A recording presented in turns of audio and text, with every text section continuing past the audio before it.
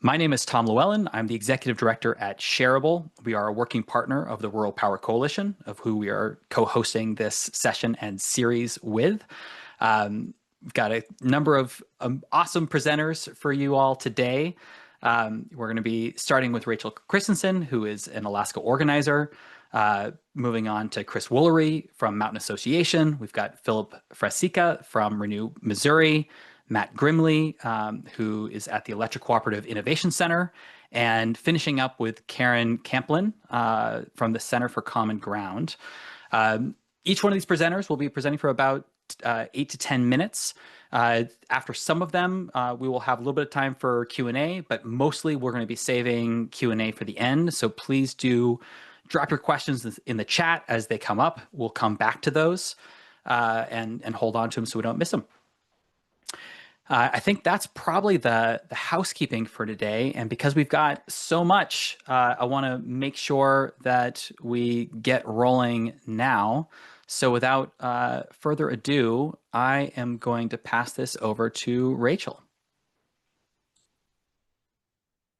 Cool. Thank you, Tom. I am going to be talking a little bit about co-op advisory councils and ratepayer advisory groups in Alaska, but I just wanted to give a little bit of background.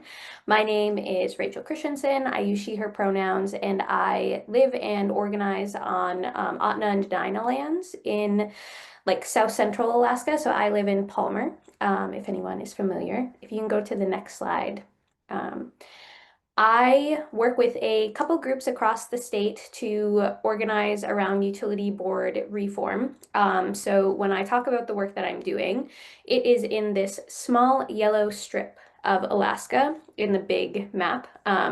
So this is where I believe about 80% of the people in the state of Alaska live, which is why about 80% of the electricity produced and consumed in the state comes from this area. This is actually the road system in Alaska, if anyone is familiar with how much of our state is not accessible by road. This is the graphic, and most of the power that we consume comes from natural gas. The co-ops that I organize with are on the right. There's a breakdown. There's 4 like major cooperatives in the state. Golden Valley up north, and then Matanuska Electric is where I get my energy from, Chugach Electric, and Homer Electric. So compared to a lot of the places that you all organize with, we have a very small like amount of co-ops that we have potential to impact, which is kind of fun. It lets us like try a lot of new things. And I wouldn't say that in many other instances, Alaska is a place that people would look to for like progressive leadership models. But in the co-op world, since almost all Alaskans get power from electric co-ops, most of our like small microgrids are also run by cooperatives. We have some pretty fun things that happen. So we were like talking about how we wanted this session to be set up, and I mentioned member advisory councils and learned that not many other cooperatives in other parts of the US have those. So wanted to let you know what they're all about. We have 2 cooperatives that have member advisory committees. If you go to the next slide. Up north in Fairbanks, Golden Valley has one. In Anchorage, Chugach has one, and then our Matanuska Electric Association used to have one, but they don't have one anymore. So a member advisory council is a group of ratepayers that is appointed by board members through a yearly application process that works directly with the board. So it's like a part of our utility cooperative structure. There's 7 to 9 members, and I believe it's every fall. They open up an application process and people can apply. There's a pretty big wait list for most of our, for both of our member advisory councils, which is interesting. It's fun that people want to get involved. And it is like a bigger time commitment. So it's certainly still not like the most equitable way to have more member engagement in our co-ops, but it's a good step. Some of the things that those member are like tasked with doing by the utility is creating and proposing new bylaws, recruitment for board seats when they have elections every year. Their like broad goal is to engage members. So that looks different for each group and like how they do that or what they're engaging members about. And they are also tasked with sort of like project proposals, not necessarily for specific renewable energy projects, but just for like innovative ideas for the utility to take on. So we have had like community solar has come through our member advisory councils, on bill financing programs have come through these groups, different bylaw changes. They have also like organized support for certain projects or against other projects, depending on like what those ratepayers that they're talking to are interested in. We, yeah, have some like really strong allies that are on our member advisory councils, and that lets us like do some fun, more like mid-grass organizing rather than like fully grassroots or grass tops. Like it's this like great way to get engaged but not take on like a full board membership position. You can go to the next slide.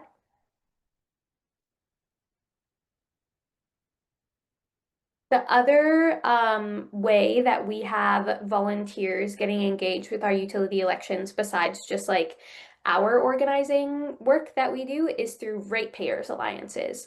So we have also two of these in the state. We have the Chugach Ratepayers Alliance and the Kenai Ratepayers Alliance. And this is sort of a model that I know is comes from a lot of other utility cooperatives. If you Google like utility ratepayer alliances, there might be one near you. There's a couple like larger ones in different states that target different utilities, but we have some like very small local ones. They are completely composed of ratepayers separately from any of the utility processes, so they can say whatever they want to say. There's nothing binding them there, and they were just formed through grassroots advocacy efforts. The Chugach Electric Ratepayer Alliance Group formed about 4 years ago now through this like very contentious election year where we had 3 seats that were open and like 15 people applied for them and a bunch of people didn't get chosen by the nominating committee. So it's like a very high visibility election year. And this was just like a group of young people that was trying to get other young people voting in these elections. So they formed this Ratepayers Alliance group. And their first thing that they did, this is actually a picture from the first meeting that they ever had at this like cute cafe in Anchorage. They had an art drive for people that were voting in the Chugach electric elections. And so if you voted and you sent a confirmation email with your little like I voted thing, they would give you a piece of art that was donated by a local artist. So it was kind of like an influencer thing too. They had like all these local artists posting about the utility elections on their Instagram pages and stuff. And so they've done that every year since. It's very fun. And we had a huge voter increase the first year that they got involved. They also have been engaging non-ratepayers, which is like a unique thing that like the member advisory council and some, like our typical utilities aren't doing, but folks that are renters and folks that like live in the area, but just like don't have their name on a bill, but care about energy issues, they can get engaged through groups like this. And like I said, they're targeting young and new member owners. So a big thing that they use is memes, which I love. I think it's very fun. So at the bottom here, there's some examples of some energy memes that we have had that they, yeah, have put together for us. There was this like big scandal where a possum got introduced to Alaska. It was the first possum ever, and like everyone was talking about this possum. So they used a lot of possums in their utility memes that year. Yeah, you can go to the next slide. And this is just, yeah, some things that these groups have been working on up here in the last couple years. Our Max, like I mentioned, created an on-bill financing program that was up in Golden Valley, and that is now, I think it's set to run in 2027. So they like proposed the idea, the board came up with some like outlines of it, they put it back to the MAC to do like the final run through, and then they like all approved the program and now it's going to start running. The member advisory committees in both Golden Valley and Chugach have been working on community solar programs. So those are now up and running. There's like a little screenshot of this community solar task force was in 2022. Both of those projects are set to start up in 2026. So the Chugach Electric one actually has all of its subscribers like filled now, which is really exciting. And the Member Advisory Council in Golden Valley most recently is working on changing the bylaws around the candidate nomination process up there because they have these nominating committees that are tasked with like approving members to run for the board, and they are not approving some people that could be qualified for those seats. So they're like changing the ways that that happens. So it's just like a really good member run way to get issues that we all care about and are fighting for to have action come from the board on that. And then our ratepayer alliances, like I mentioned, increasing voter turnout to our elections. They also did a huge push to organize member owners to sign up for those community solar projects once those were open, which was really cool to see because like that entire initiative was pretty much like run by members rather than the utility, which was fun. And then they also have been turning out member owners in support of renewable energy projects. So there's like a little screenshot from their Instagram account about a wind project that was proposed this year that they were like getting members to go to the local meetings and comment for. So they've been doing a lot of really wonderful work. Next slide. Yeah, and then I just wanted to put something in here about how these groups got started. I personally am not like the runner of any of these groups, so I certainly cannot take credit. They were just made by a group of engaged volunteers who had an idea about something. I know that these folks put a ton of work into this stuff, so I don't want to say it's like a light effort to be put in, but it is like a very authentic, organized way to have impact on local utilities. And then the member advisory councils were formed from a similar vein and just like have a different purpose. So I mentioned that one of our utilities used to have a member advisory council and don't anymore. There was a group of members that were getting together to talk about what was happening at the utility, and then they started getting organized and went to leadership at the utility and asked them if they could form a member advisory council. And they had one for a number of years, but then just like had a hard time getting people to apply to be on it because they like weren't letting them change things. Like that's its whole other thing, but it was just formed directly as a result of people asking for it, which again is not always an easy thing to do, but is something that we all can do.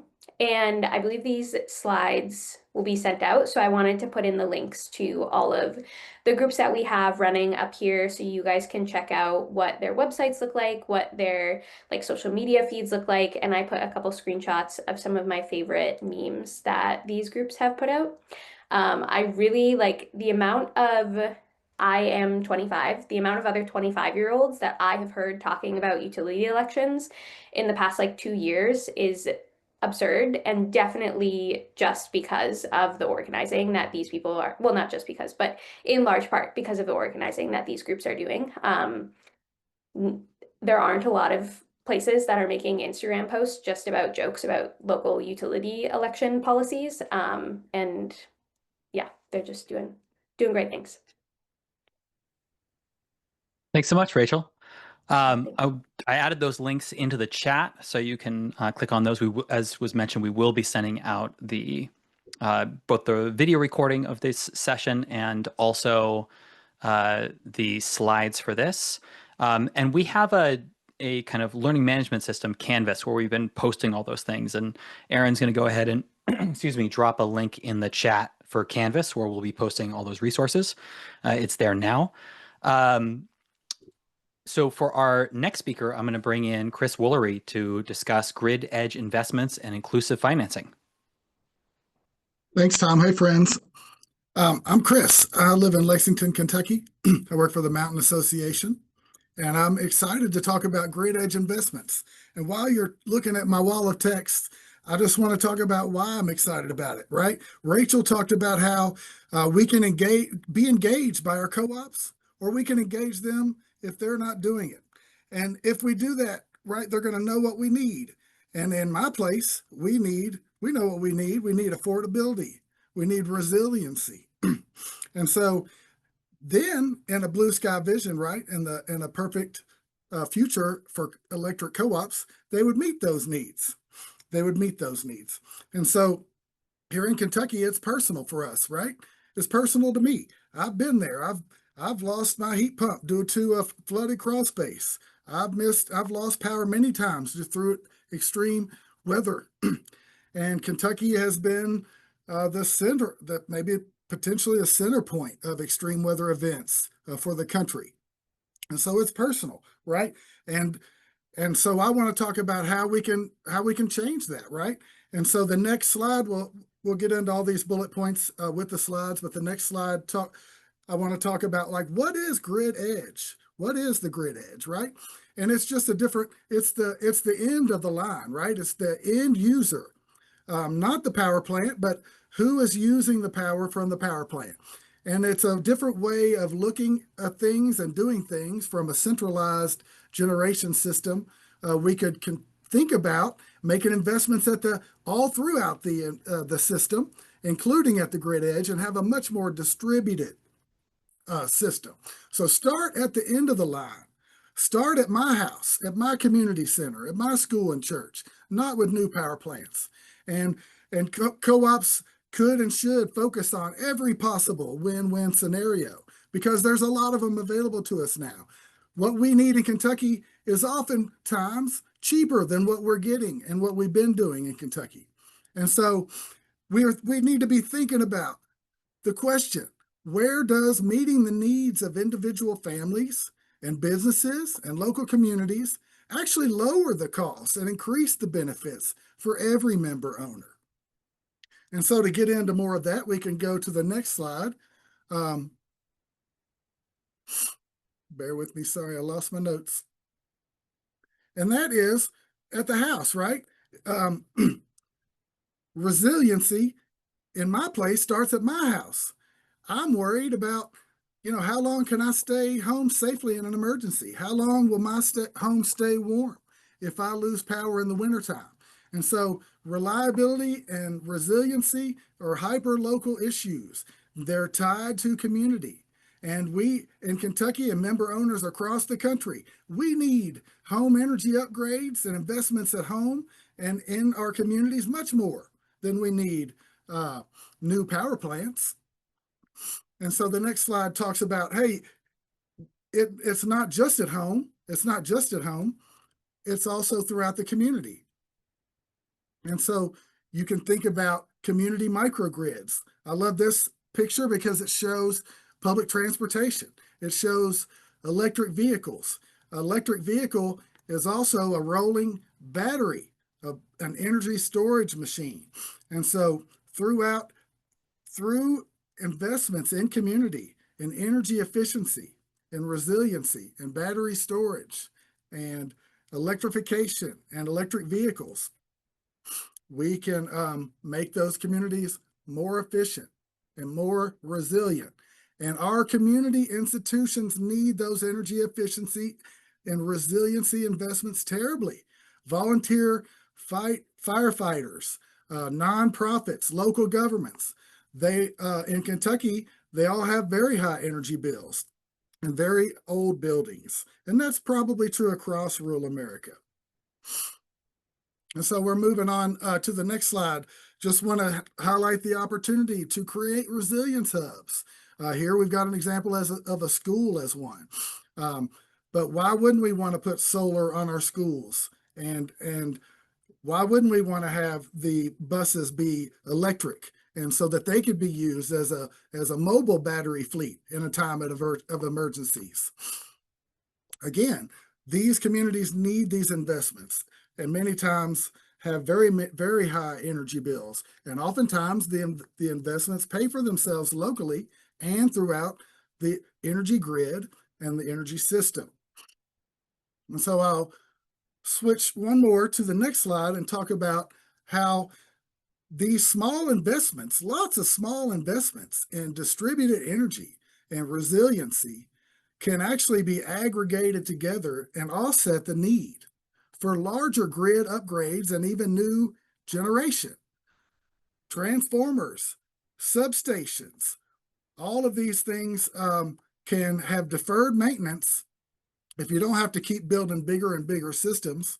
And in fact, if you're investing throughout the grid. So for example, in Kentucky, we had a new line proposed, and community wanted to consider a battery storage program instead of a new line that goes through rural lands. So that's another example. And Matt will talk about how those little investments can accumulate into a virtual power plant later. And so then I want to close a little bit with microgrids, talk about how they can maximize resiliency. Microgrids allow us to turn off or on our connection to the grid and island small communities or even neighborhoods in times of extreme weather or other emergencies. But we can't afford, right? We can't afford we can't afford solar and storage on our own. All of us can't do that. But virtual power plants and microgrids can allow communities to share the costs and benefits. And it allows us to not have to build so much. I don't have to build to meet my personal peak if I'm in community and tied to microgrids. I might have solar, my neighbor might have battery. And so those microgrids can create community alongside the local control and resiliency that they create. And those virtual power plants are actually now often cheaper than creating new fossil fuel generation. And so the next slide, the final slide, again, has a wall of text. It's a little tease, a little bit of a tease of some of the things, the benefits of these types of ideas and small investments across rural communities. And Karen will talk a little bit about those shortly. But I just wanted to talk about anecdotally, like, what does it mean? I've been privileged to work with an inclusive financing program that allows people to participate in these types of programs, even if they don't have cash handy, even if they can't access financing. Because there's my cue, I'll wrap it up. Because the co-ops make the investments on their behalf, and the co-ops recover the costs out of the ensuing savings that those investments generate. We have a collab about it. You can check it out, about inclusive investments. And Philip will talk a little bit more about it shortly. But I just want to leave y'all with a story about the impacts, what it's like to be at the test out at the end of an inclusive investment, when the family is moved to tears because they are materially impacted so much. They have a huge bill that's going to go way down, or they have better respiratory, indoor air quality and better respiratory health, or they have more comfortable home. And it's very meaningful and life-changing. And so I'll leave it there and pass it to the next presenter. Thanks for listening. Thanks, Chris. All right. And with that, I think we're going to pass it right over to Philip. Yes, thank you. Thank you, Chris and Tom. Philip Fracica, I'm Director of Programs at Renew Missouri. We are based out of Columbia, Missouri, but we also have organizers throughout the state. So check us out. So today I'm talking about rooftop community solar net metering. That really ties into what Chris had just shared in terms of the microgrids. And if you notice on a lot of his slides there are solar panels. So that's a key piece of the conversation in getting to where we want to go with our roll call communities. So I'm really looking at Colorado's community solar approach. They had a pretty innovative attempt at getting community solar available for low-income members of many of their cooperatives. They also opened up the program to a few municipal utilities. So when looking at some of the changes we have federally with the IRA, concerns around tax credits, other programs going by the wayside, wanted to talk about something, an option, an alternative to get these projects funded and to move forward, even if we don't have some of those other programs we were hoping to be able to rely on moving forward. So through the federal government, states get LIHEAP, Low Income Home Energy Assistance Program is what that stands for. And that also funds weatherization, or WAP, the Weatherization Assistance Program. So the Department of Energy has made rooftop solar an eligible weatherization measure under both weatherization and LIHEAP. They have different qualifications for your state based on income qualifications. But if you're eligible, if you're working with folks that are eligible, this is a pathway to be able to bring rooftop solar for a net metered situation if you're having it on an individual's home or business, or looking at using it to really offer community solar. And I'm going to get into showing how it's been used for community solar by some rural electric co-ops in Colorado. So next slide, please. So here's a chart that is pulled from the NREL, National Renewable Energy Lab's report on community solar and pathways. I believe this was published this year, and there's also a 2024 version, and this is pulling from the Colorado Energy Office's report on their community solar insights. So these are all the different utilities that they enrolled in their program using federal assistance dollars. So if you look at the bill credit rate, most of these bill credit rates are exceeding the solar payment rate. So folks who are subscribed are actually benefiting on their monthly bill. Their bill is going down and they're getting an immediate benefit from going through this model, and using these funds that would otherwise be helping them to cover, a really high bill is instead helping them on a monthly recurring ongoing basis to help with their bill, instead of just helping them during those crisis periods in the summer or winter where they have a really big bill and they're getting a payment to bring it down. This is giving them, a guaranteed and budgetable saving that they're getting from this program. In the case where the payment rate exceeded the bill rate, those co-ops had a specific agreement where they had a low income rate. So if you were a low income subscriber and you were eligible, you would get a saving. For every other subscriber that was a member or a customer on their system, you'd be paying a premium to get into that. So that is something we do want to avoid. We don't want people on a premium if we can in these programs, but that is a way it can be done with existing programs and existing dollars that we have now. Just need to get our state plans updated on a state-by-state basis to be able to unroll and have this type of a program in your state. Next slide, please. So here are some families that went through these programs and from different co-ops. They seem very happy. It seems like it's been going very well for them. And I mean, who wouldn't be? Your bill is going down. You're immediately getting benefits. You have a cool community solar program that you're in. You can see it. It's in your community. You know what's going on. It's not some far off thing. You can actually see it and how it's, bringing that impact home. Next slide, please.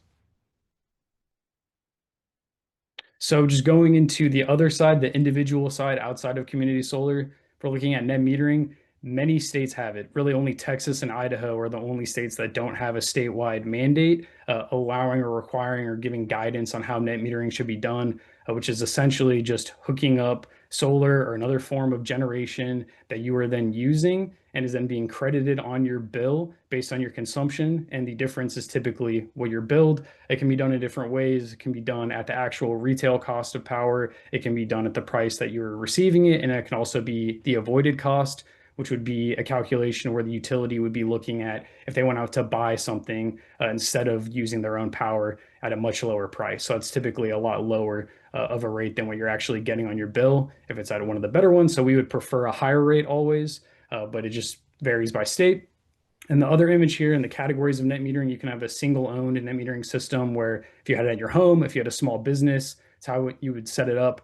You can also aggregate your meter. That's a little more complicated, but some utilities are starting to do it, even in places like where I'm at in Missouri, where we don't have as a progressive net metering policy for the state. Our utilities will still work with customers if they have multiple properties. So in this aggregation example, if you had a farm or you had farming equipment that, or like you had a barn you wanted to power next to your house, you could then look at that getting a separate meter. There's also a multi-site aggregator. So if you had multiple properties, you could get that all under one account. There's also the example of you're in a multifamily building, you could change that to where there is one meter for the whole entire building that the property owner is paying, that they're then offsetting with the solar, and they would just charge a set fee as part of rent to tenants to cover their utilities. And the other option would be a virtual community solar, which would tie more into a microgrid virtual power plant alternative, which we're kind of heading towards. And we're getting the technology to the point where we can have this. It can be more readily available to have a virtual option as well. So that really is all, encompassing for how you can look at net metering. Next slide, please. So I'm bringing all of that up to tie it back to inclusive utility investments, what Chris was talking about in part of, and some of our other series have covered as well. So, same typical process. You have a capital provider giving it to utility. The utility then will invest in upgrades at the home. A implementer will then do it. They go to the location, they evaluate the customer. If it turns out that the benefits would exceed the new bill increase, they'll go forward with the program and enroll them. So Ouachita Electric in Arkansas has had a lot of success using this for energy efficiency, but they also open it up for solar. And if individuals wanted to pay extra, if they wanted to give a copay to pay into their monthly bill to have solar, they let them do that. And they actually created some significant savings. And this is really our blue sky, how we see the next step of inclusive on-bill financing, inclusive utility investment programs could actually finance for member owners to have solar at their home or at their business. Next slide, please. So Ouachita Electric gave a presentation to their state's Public Service Commission in Arkansas. They also regulate co-ops in their state. So they're giving an update on the status of their pay-as-you-save program. They shared that they are now putting members into their rooftop solar program as part of their program offering. And then in October of 2019, they actually filed for a rate reduction, a rate decrease, because they were having such great savings from the energy efficiency and solar upgrades that they actually reduced their utility peak. So we hear a lot of coming online of data centers and AI, and we need all of this power. We need it right now. But just want to, raise this that there is an alternative. There is a different way we can approach these problems. If we invest in the local community distributed level, we can forego larger investments if we're going and strategically placing solar and efficiency upgrades in our current buildings available today. And that is all I had. So I'm going to pass it over to Matt. Hey, so right before we get to Matt, I'm just going to take a moment to pause real quick and invite everyone to utilize the link that's getting put in the chat right now. As many of you have been following, a lot of the programs that are supporting rural electric cooperatives have been threatened by the current government spending bill, and we just recently saw the notes on the Senate bill, and it's not looking good. I mean, a lot of the programs that have been talked about already today, when it comes to community resilience, electric school buses are under threat, and so are things like the new energy tax credits and direct pay, the low-income home energy assistance program. And so we have been collecting various state-by-state actions, which if you click on the link that I just put in the chat on the Take Action button, you can find an action that's in your state.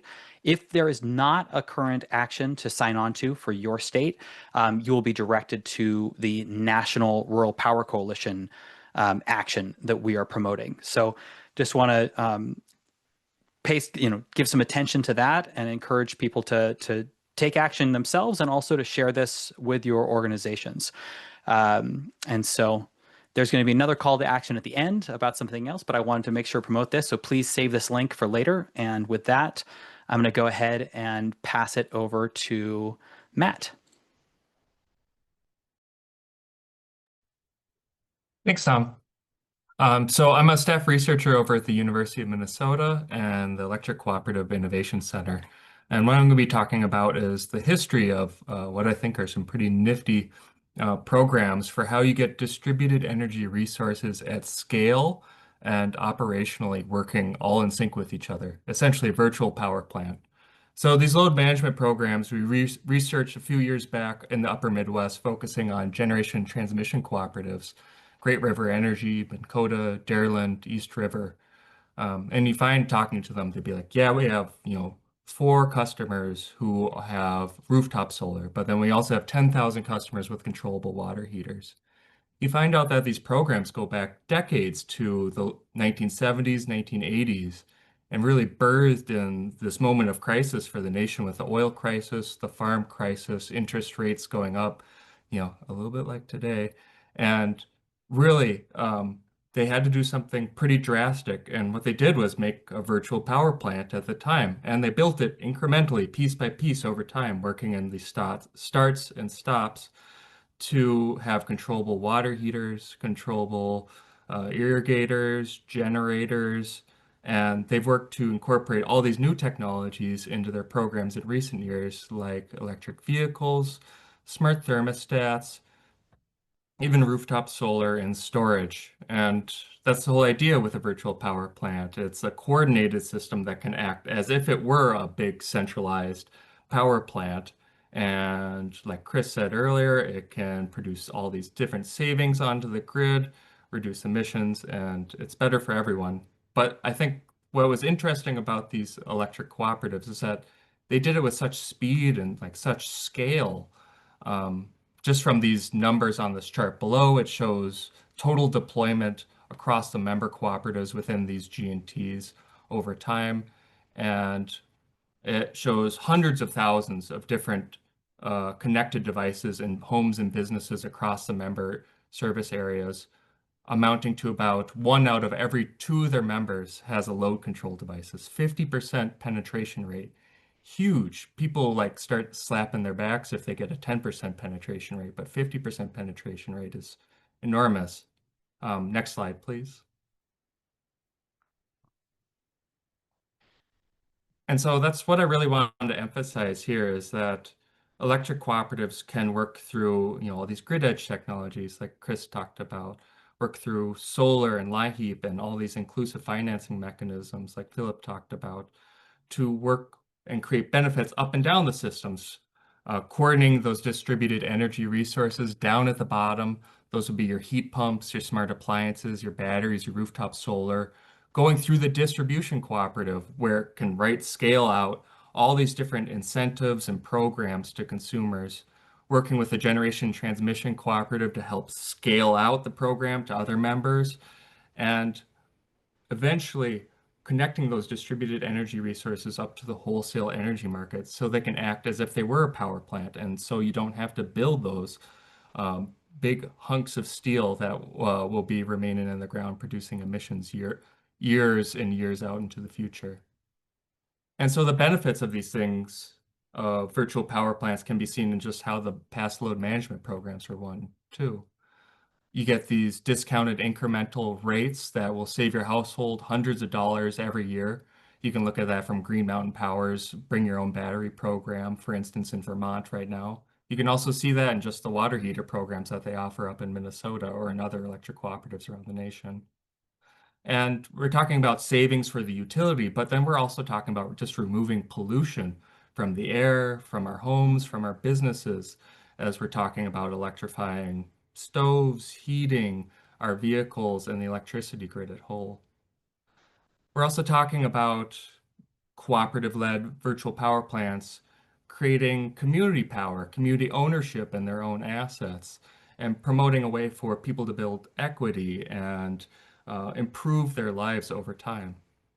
These things, virtual power plants, also make our grids resilient, make us focus on how we can providing better reliability, not just at this big grid scale, but down at this local level as well. And then it enables us a way to meet our growing load on the grid. Everybody's talking about data centers and how it's going to necessitate all these large-scale power plants staying online. Well, we can also engage in the soft energy path, This is what Amory Lovins talked about back in the 1970s. You make these small incremental investments over time, and they add up, and you get a rate decrease like Ouachita Electric did back in 2019. You build things up over time like these cooperatives did, starting back in the 1970s and 1980s to today, and soon you have hundreds of thousands of devices. And next slide, please.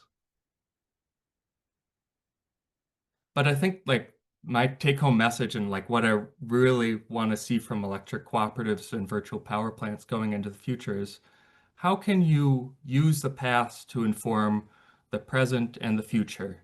When I look at those past stories of how they created their load management programs, it wasn't like a set it and forget it, Ronco rotisserie chicken rotating and then, you walk away from it. No, it's a lot of incremental adjustments that you make over time. It's setting rates, trying experiments, trying pilots. It's going to fairs.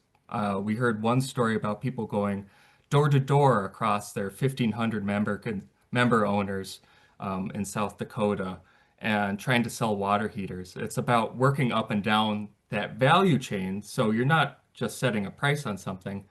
You're working with the installers to provide trainings. You're coordinating across a mass 5-state area. You're working with distributors and saying, you know what, installers are having a hard time, so we're going to provide our own warehousing. This is something that electric cooperatives do and could do across the nation.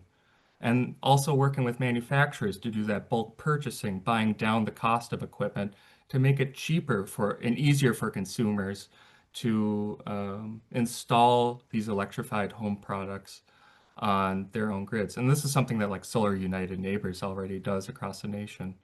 But again, it's the same sort of tricks that you need to use for this new cycle of virtual power plants with electric vehicles, with heat pumps, with batteries, focusing on bulk purchasing, how to ease that value chain coordination, and really working up to scale to get that sort of institutional change that will enable these new technologies to be coordinated and deployed at speed and at scale going into the future. I'll pass it to Karen for the next presentation. Thank you, Matt. Hi, everyone. Good afternoon. Everyone, my name is Karen Campblin, and I'm a certified community planner. So my focus is on the intersection of the built and natural environment with a just transition to clean energy. There's so much more to consider than electricity distribution, but we need to also take note and consideration of the community building opportunities that are associated with these transition efforts, as well as the inclusive utility investment initiatives.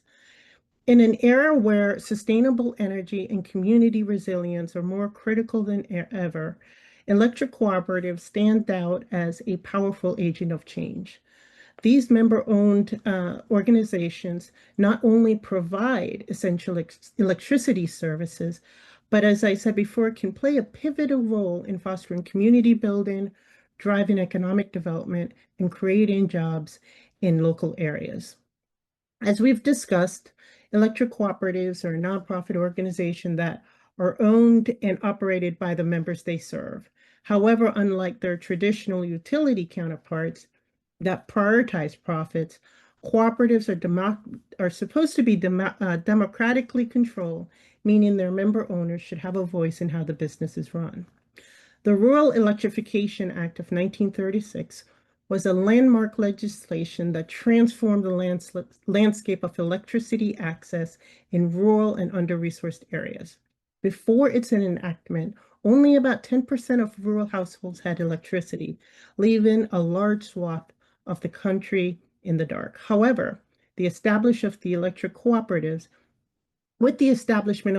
cooperative, this act served as a catalyst for a dramatic increase in electrification, reaching 80% from 10% within just 14 years. This not only improved the quality of life for countless rural residents and under-resourced communities, but also laid the groundwork for the economic development and community resilience that we're speaking of today. At the core of electric cooperatives is a commitment to community because, as I mentioned, of its beginning, it has a deep root in the area they serve. And with this, they are better positioned to understand local needs, priorities, and are better being able to actively engage their members. Cooperatives can build community through initiatives, promoting local engagement. They can host workshops, education programs, and those things. By encouraging participation in decision-making processes, as you've heard today, particularly some of the things that we heard from Rachel earlier, cooperatives can empower individuals and cultivate a sense of belonging. But success is dependent on a two-way collaborative and participatory relationship with its members. For instance, rural electric cooperatives can play a role and in a vital role in supporting local planning and revitalization efforts in under-resourced communities. By leveraging their community-focused mission, they're uniquely positioned to collaborate with their neighborhood organizations to align energy services with revitalization goals. And what can that look like? That they can assist in identifying and updating electrical systems in key and vital areas, but Using their programs, they can also help to support the improve the existing housing infrastructure.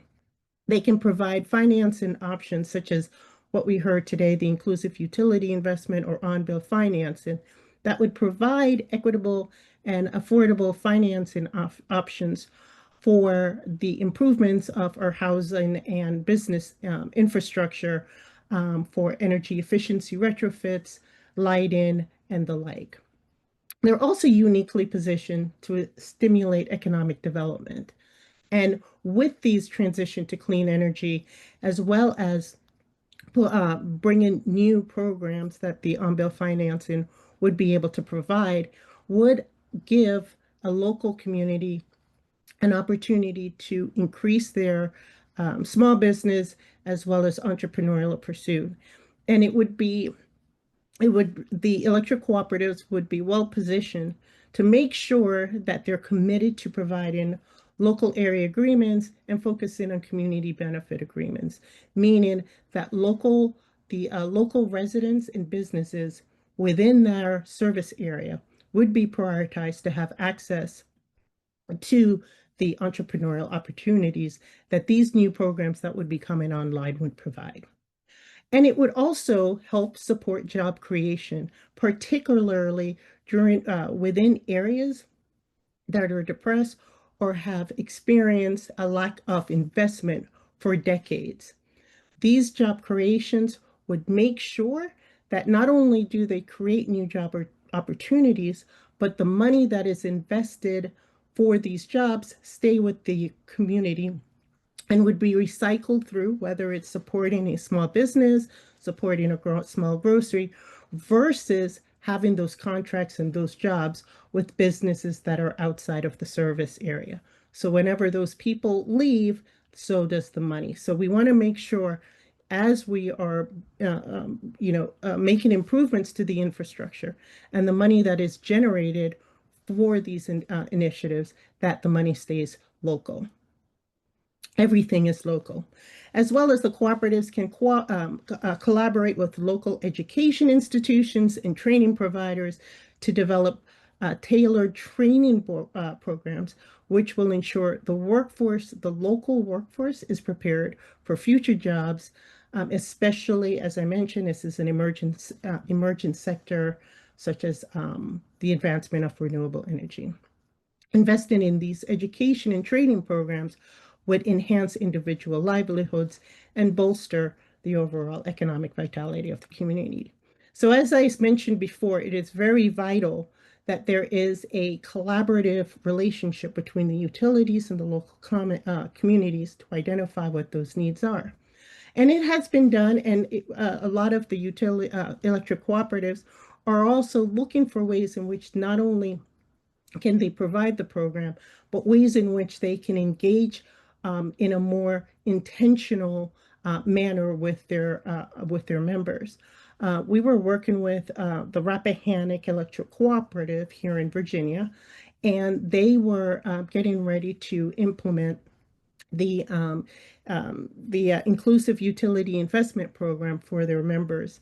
And part of it, part of it was during COVID, but part of being able to provide that program, legislation said that a robust public engagement program needs to occur where the cooperative reaches out to the community to find out what their needs were. And so I, along with a small coalition, worked with Rappahannock to be able to improve and expand their public engagement. So they had about 3 or 4 meetings. Everything was virtual. Like I said, it was during the COVID period.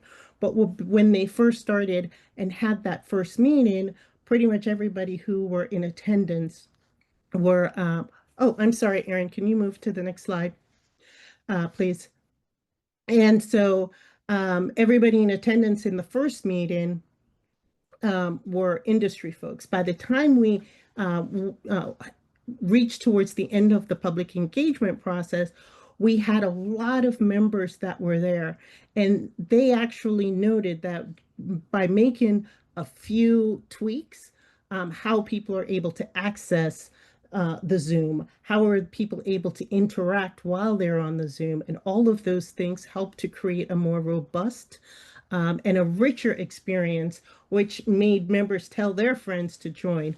So even just the smallest tweak in how the outreach effort is done by the utilities would help to increase the participation with their members.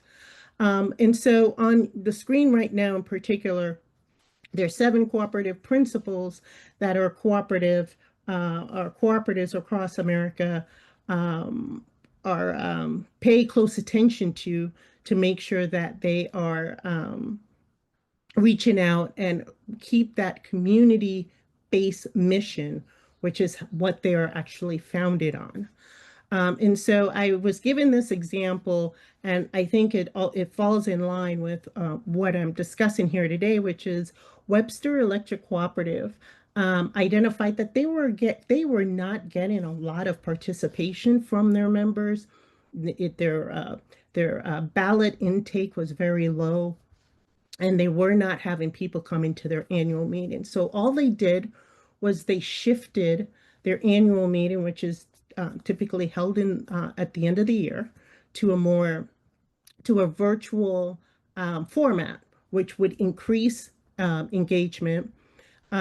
They made changes to how directors or interested parties are able to get their name on the ballot. So that increased the sense of ownership and belonging with the cooperative. And after their campaign started, they went from having about 300 ballots intake to over 1,500. So these 2 examples goes to show how just a little bit of tweak in a utility can make, and don't get me wrong, I would love for it to be a lot more than this, but how much that the member is really interested in being part of the discussions. The utility just needs to make sure that that path for participation is there. And so I am going to conclude my portion of the presentation, and I look forward for the question and answer session.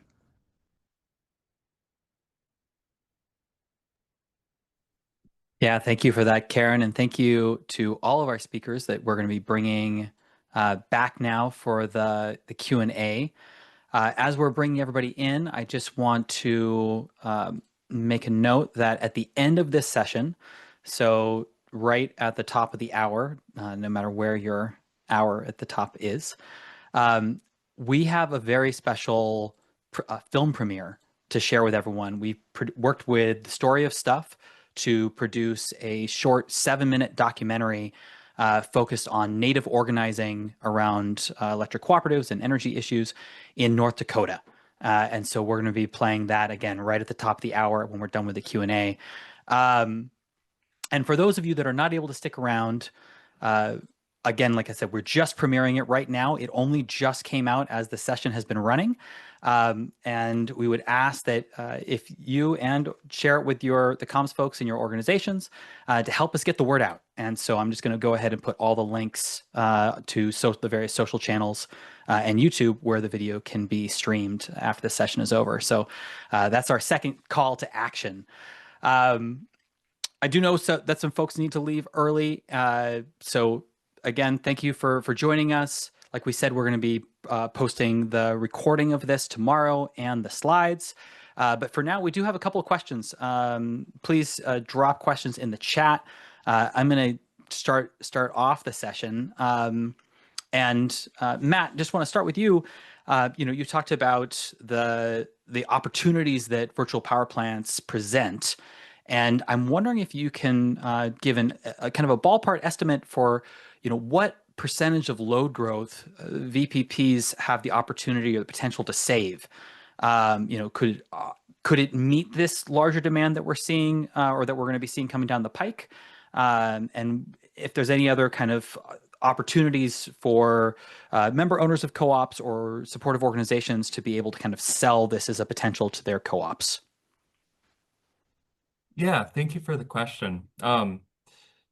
I think there is the recent report from the last administration from the Department of Energy about virtual power plants where they estimated that it could meet, I don't know, like 10% of like peak load growth over the next decade or so. It seems like that could almost be like a low-end estimate to me.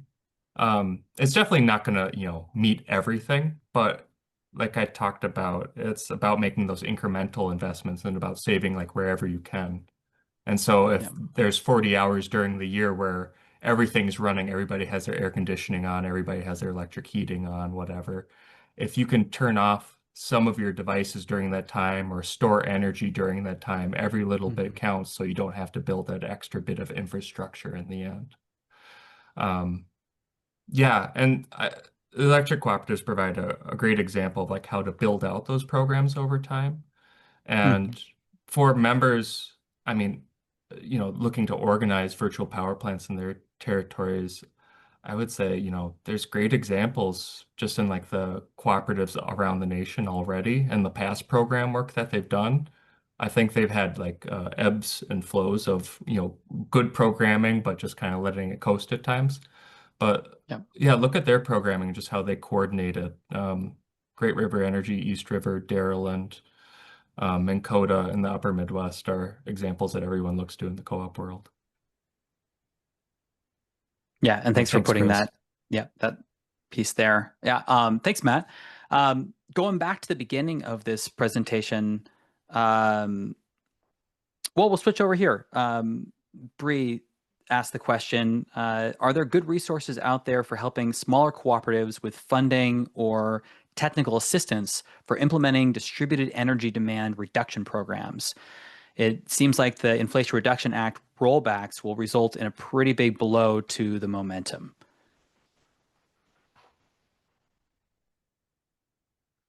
And I'm not sure who would be the best to jump in and answer that question.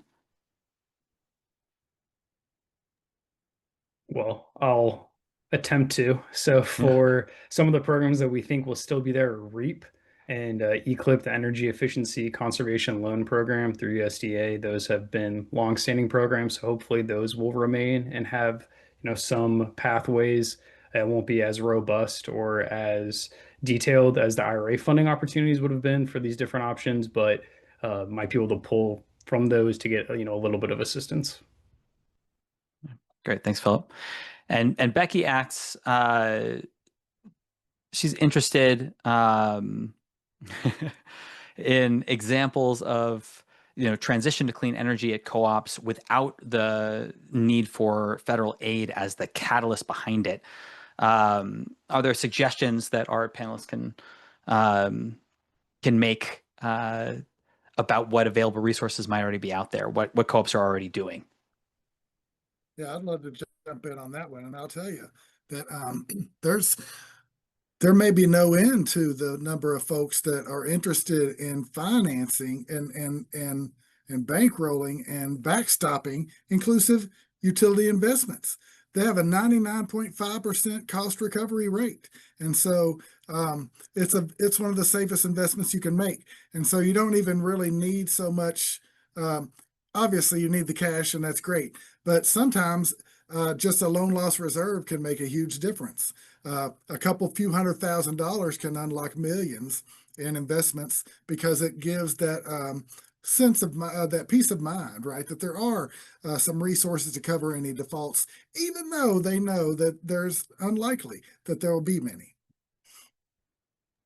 And so that's charitable contributions, CoBank and others that are not federal funders for co-ops, and regular financing institutions. Yeah, I was going to add on top of that too. I think just co-ops have a really rich history of pooling capital. CoBank, CFC, other local institutions are prominent examples of like how you do that and how you make it work at scale. Okay. Got a question for Rachel. I'm wondering, in addition to the kind of the group you talked about, can you speak to how folks can get involved in starting to pressure co-ops and/or co-op boards to move towards renewables? Are there specific resources for organizers that you can suggest? Yeah, I was just sort of thinking about that with the response to the earlier question of like what pressures besides these federal funding opportunities can like become that catalyst for transferring or transitioning to renewable energy. And I think a lot of our cooperatives do member surveys. I don't know if that is like a common practice for other folks in other places, but through pressure from like members through those organizing networks, our cooperative started including questions like, do you want more renewable energy on the grid? Would you pay more for renewable energy rather than natural gas? And I feel like Alaska is kind of a funky thing because our current catalyst is just that we simply are running out of natural gas, and like the company who owns the natural gas shares has made that public now. And so there's a huge catalyst for people to be investing in other energy sources. But being able to just like point to data from the membership that they want investments in renewable energy has been big, and then allowing that to be in the co-op model, like community solar or these other programs that people have been talking about on the call. Yep. Thanks, Rachel. And I've got a final question for Karen before we do a quick little wrap up and transition over to the film premiere. Karen, you talked a fair bit towards the end about the opportunity for economic impact, for jobs, engagement, and all of these are kind of tenets of what are being pushed out as community benefits. Could be aspects of community benefits plans or community benefits agreements. I'm wondering if you can talk to a little bit about how to pull some of these tenets together.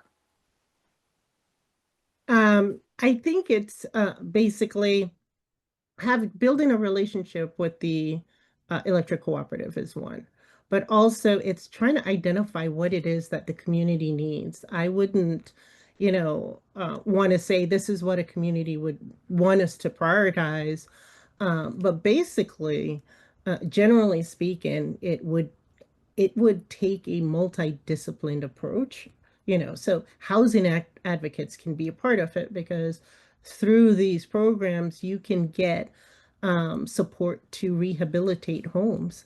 And then asking for legislation for those homes that were so severely distressed that they're not able to support these solar panel or what have you. So it's going to take working with the community. It's going to take working with elected officials to get the right legislation, but it can be done. And it also is working with education and or unions to make sure that people are getting the right training and certification in advance of the program being implemented so that they are going to be competitive, and making sure that just making sure the utilities want that it's supposed to be local hires. We're not supposed to be hiring folks outside of the local community, outside of the Commonwealth, and sometimes outside of the Eastern Seaboard. So it takes a lot of meetings and talking to the community. We did canvassing. We left flyers at coffee houses because our work was done outside of the utilities. And how do we pull those community members to attend the customer members into the conversation so we can move the needle? And so it would be attending their annual meetings, attending their directors' meetings, and those types of things, and having them see, okay, there is a need. Let's see how we can make sure we address those needs. Yeah. Thank you, Karen. Well, we're going to wrap up this part, as I mentioned, and we're going to move on to doing this premiere. I do want to thank all of our speakers today. Thank you, Karen and Matt, Chris, Philip, and Rachel. Appreciate you coming and sharing your knowledge. Thank you, everyone who was able to show up to participate in the session today. I think this session we were really hoping would kind of tie a lot of the things that we've talked about over the last few months together. To showcase how electric co-ops have the potential and are already proving that it's possible to support more democratic engagement at the local level, greater accountability for utilities, lower costs of energy production, lower energy bills and rate decreases for member owners, faster deployment of distributed energy resources, increased grid resilience that can match load growth, leading to cleaner air, water, and soil, economic development, including new jobs and robust investments in our local communities, and the revitalization for areas that are facing long-term underinvestments. And as we kind of move forward throughout this year with Rural Power Coalition, as I mentioned, we're going to be pulling a lot of these things together that have been talked about today, that have been talked about over the previous few months in the CoLab, into a new rural electric cooperative organizing toolkit. And that's going to, right around when the toolkit comes out in the fall, we're also going to be running another education series, which is directed specifically at member owners to be able to pull in these different resources and take action at the local level, at the co-op level. So stay tuned for that information as well.